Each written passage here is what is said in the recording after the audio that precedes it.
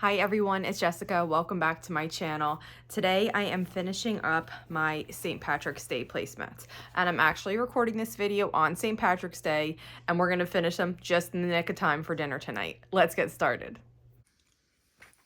I'm working on my St. Patrick's Day placemats today. I've really been putting these off. The applique for the shamrocks, it's not extremely time consuming, but you know, preparing these applique using like the freezer paper method is more time consuming than, you know, traditional piecing or even than needle turn applique. But needle turn applique you have to do by hand, which is also time consuming. And I just haven't felt like I've been in the mood to do this because I'm making 8 placemats, and so then they all have 3, so that's 24 of these hearts that I need to make, which when they're put together they turn into a shamrock, and I've been majorly putting it off. Sometimes I do feel like I just put off projects that I don't want to work on, and I generally think that's okay. I don't think there's anything wrong with that. If you don't, I kind of go by the philosophy, like if I don't feel inspired to work on it, then there's no reason to force myself to work on it. Like I usually just set it aside and wait till another time, and eventually I will. And if I don't want to come back to it, then, you know, I really wasn't meant to make that. That's how I kind of think about it. But since Valentine's Day ended, I haven't had any placemats on my table, and I actually have missed them. I have. And I've been putting off finishing the Lucky placemats too. They're here. The blocks are ready. They are not pressed yet. So I would have to press those and get them quilted. But, you know, I was thinking about it today that I really want to get this finished before I move on to the next project, just because it's sitting here staring at me. I don't always feel like that. Like I said, sometimes I just set them aside and I wait. And if it's a year, then that's fine. You're going to see when we do spring placemats. I'm thinking about spring ones. I have some really beautiful spring fabric, and mostly it's Easter. So I'm going to do the simple placemats again for that. And then last year I made these bunny placemats. I purchased like these patterns for different bunnies from, oh gosh, it's called Ellison Higgs on Etsy, and she has beautiful quilt patterns. There are a few like quilts, but in general they're just usually block patterns. So she had some different bunny patterns, and I purchased the different bunnies, and then I made them in the small size. Usually she gives 2 different sizes or something. So I made them in the small size, and then I put them on the side of a placemat. I pieced it into it, and I quilted them last year, and then I never was able to finish them for Easter. So I know I have them in my sewing room. I haven't went to look, but I think I know the pile they're in. And all that needs to be done is they just need to be cut out, because I quilted them on the long arm, so they just need to be cut out, and then the binding needs to be done. And I'm really excited to use those. So thinking about those made me just think, you know, just finish these St. Patrick's Day placemats. Like even if I don't use them, obviously March is halfway over. Even if I don't use them that much this March, like next March, I will be happy to have them. So I set out this morning to do this. What I'm doing now is preparing all the hearts for the shamrock applique. I'm getting close. I have, after this one, 4 hearts left to make and 2 stems. So I'm really getting close. And I only have one of them attached to the placemat. Let me grab that. This is the one I made in the first video. So I have this one attached to the placemat. I did machine applique with green thread and a straight stitch because all the edges are tucked under, so no raw edges are out. And that's what I'm gonna do. I already have my bobbin of green thread wound from when I made that one. And I have my green thread next to the bobbin, so I remembered what it was. Just need to put that thread on my machine, put the bobbin in, and then I will work on machine appliquing all these, and that part actually goes really quick. It's just the preparing the pieces that take a while. Normally I stand when I do this, but because I had so many, I brought a chair over today, and it's pretty nice sitting here and working on this. I'll remember that for the future. And if you haven't seen the video where I show how to make this shamrock, I'll link to that below. And the template is in the description of that other video. That's a free download in the description. So if you want to make a shamrock, you can go back to that video and download the free template there. I finished making all of the applique shapes, and that was a really nice feeling. And now I'm on my last placemat and I'm appliquing these.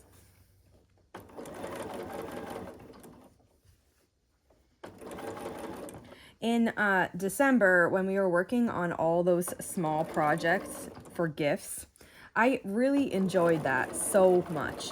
And I enjoyed hearing from all of you the types of small projects that you'd like to work on. So if you have an idea, in the comments of this video, can you let me know what type of small project that I should work on? We made a journal in December, and I said there would be variations on that, and I haven't done the variations yet, so I already have that on my list to do some journal cover variations. But if you have anything else that you'd like to see, let me know. I am planning some quilt-alongs. I have a few new quilt patterns that I'm finalizing, and I want to do quilt-alongs for those, so I'm planning that. But in addition to those, I'd love to hear what you would like to see in terms of small things or little, you know, quilty gift type things that you are interested in seeing. So let me know that. I'm cutting it right down to the wire here with these. But I got them quilted. Here they are all in a row. And now I'm going to take them off the long arm, cut them apart, and then decide on binding. I've cut all the placemats apart. I used the same backing that I did on the Lucky quilt. I have extra of it, and I just thought it looked really cute. So I cut binding strips. This is from an old backing, so they're not exactly perfect, but I usually cut my binding at 2.5 inches, and I mean, they're mostly that. I'm using the same fabric that I used for these shamrocks because I thought it would be really nice, and I have, like I said, it's a cutoff from a backing, so I had a big piece of it.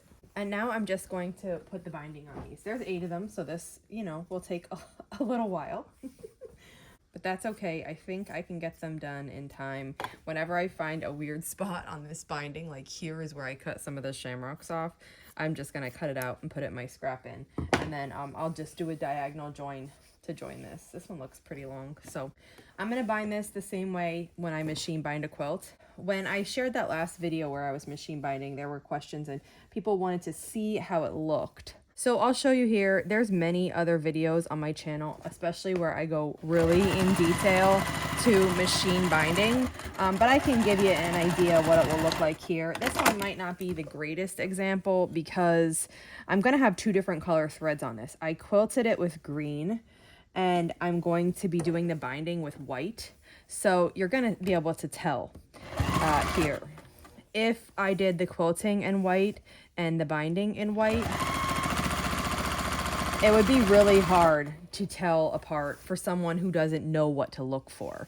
To just like the average person who doesn't quilt or really know what to look for, it would be hard to say that line is from the binding and the rest is from the quilting. To a quilter, you know what to look for, so you would know the difference. But like I said, to the average person who doesn't quilt, they won't be able to tell the difference. So first, I just sew the binding on to the front. I'm using a 1/4 inch seam allowance, and I'm just going to sew this on all the way around, and then when I get back to the beginning, I'll do a diagonal join just like I do when I'm binding a quilt. I'm onto the back side now, and I just started sewing this down. So the way I usually tell if I'm doing this correctly is, can you see there is a white, let me zoom you in so you can see it. There is a white seam line right here. There's also this basting line, but that's from when I did the long arm. So it's the regular size stitches. That's where I sewed it onto the front. So when I'm doing this binding, I need to make sure that I'm just beyond that. If you go too far, the line is just really noticeable, and it's really no big deal. If you go less than that, you're sewing on the binding on the front, which is, you know, not what you're going for. So I just try to make sure that I'm just beyond that seam line. You can see it here all the way down. The other way I tell is by feeling feeling it starts to get thick right here because the binding is there, but on this side it's not. And I kind of just feel, and I go right beyond that thickness. And I'm far from perfect at it, but I'm way better than when I started. When I started this, I was so bad. I was all over the place on the binding, far past it. I mean, just all over. So if you're trying this out and you're just getting started, like, it's okay that you're bad at it. Don't worry. You will improve. It takes time, but you will improve. I'm coming around to the beginning. Here's where I started, and I'm just going to sew right up to that. And then I'll go past it just a little bit. And then I usually just backstitch and cut the thread. So from the back, this is what my binding is looking like. I just sewed right on the edge of it just to hold it down. Occasionally, when I was starting out, I would come off the edge sometimes and come onto the quilt and miss a little bit. That would be fine. I would just cut the thread. I'd back up a little bit to where I was on it. I'd forward stitch and back stitch, and then I'd continue on. And then later I would just pick that little bit that went astray out. When I flip it over to the front, this is what it looks like. Now, even though I feel really comfortable with this method, I still, waver kind of in it, depending on how fast I'm going, how much I'm paying attention. I'd say that this is placed really nicely. This is still good here. To me, gets really close. And then, I do come further apart, particularly at the corners. The way that the fabric comes together at the corner, I have found that you can't get as close to the corner as you can to a straightaway. But it really actually, because my fabric around the borders is light, it blends in pretty nicely. Like, I know that it's there, and when I look close, I can see it. But again, to a person who doesn't quilt or, know much about sewing, I really don't think that you'd notice it too much. So this one is finished. I have 7 more to do. And then I'm going to get these in the washing machine and put them on the table for tonight. I'm on my last placemat. So I was using that green binding that I made the shamrock on the front for, but I actually ran out of it and I still had 2 placemats left. But I decided that would be okay. I picked a different binding for these 2 placemats, and these 2 will go at the ends of opposite ends of the table. And I think that will look nice. And I actually like this binding. I was originally considering this one to do all of them, but I didn't have enough to do 8. So it's actually kind of nice that it worked out that it's in 2 of them, because I really like this pretty fabric. Here they are all together. So I have 2 of this kind of like checked ginghamish binding, and then 6 of this blossom binding.